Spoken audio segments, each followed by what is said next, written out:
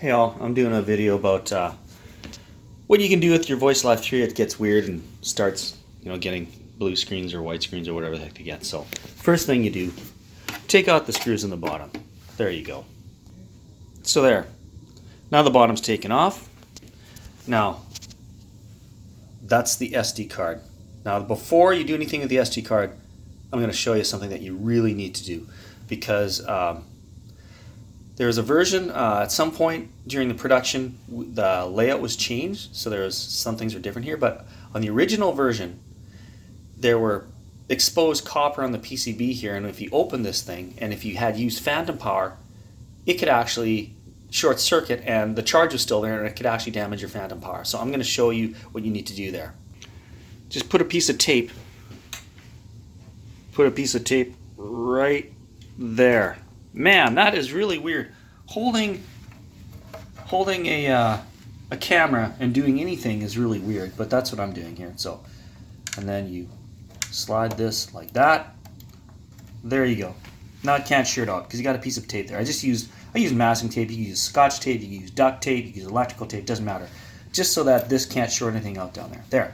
So you can take this off, and then I don't know what you should clean it with. Maybe some rubbing alcohol. Maybe, I don't know. You could even just use I've used an eraser on the back of a pencil, but so I don't know. Actually, I guess I should have figured out the best way to clean it. But that's how you get this thing apart, and then you clean that. Now put it back in. That's the thing.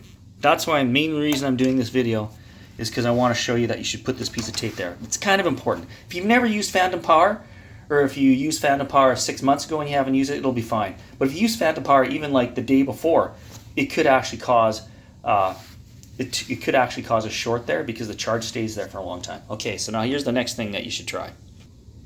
So this takes more time. You got to take off all the screws and all the jack nuts on the back there. So I'll do that. So there, I removed all the jack nuts and all the screws in the back there. Now the next thing I have to remove is this screw here. And that screw there.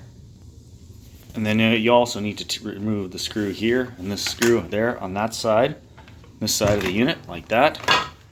And then there's these screws here you have to take off. So now that you got all those screws out, everything out the back, this is actually maybe the trickiest part. So here I go. You have to you have to kind of bend the side thing out a little bit and then wiggle the PCB out. So I'm going to try to maybe find a stand for this somehow. I was not able to find a good stand for this. So you're just going to have to know that you got to pull this out like this and kind of move things around the PCB. Actually, so if I hold that like that, now if I should be able to just get the board out. See, everything's kind of falling out. The only thing that's in there still is the XLR kind of clip there. And this is what things look like inside. So what you do now is if you unplug this cable and then plug it back in, unplug this cable, plug it back in,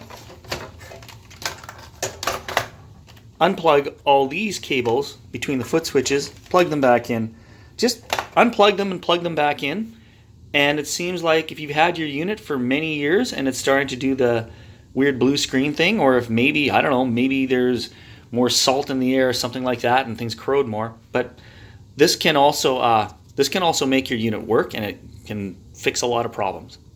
So then you got to put everything back together again. Okay, so I'm putting it back together again. I put the PCB kind of in place here, and I put these screws back in here. Now, what I screwed up on was when I put the PCB back in place, when I put the circuit board in place, I didn't have the circuit board on the right side of this. So when you do it, make sure you do. If you have it on the wrong side, then you're going to have to take all these screws out again. So there you go. So I'm putting the screws in there. Got the PCB in the right spot there. I should really put these screws in here first before I put the jack nuts on. So I'm going to do that. So I put those screws back in. Now I am put the jack nuts on here. And then I will put the other screws in.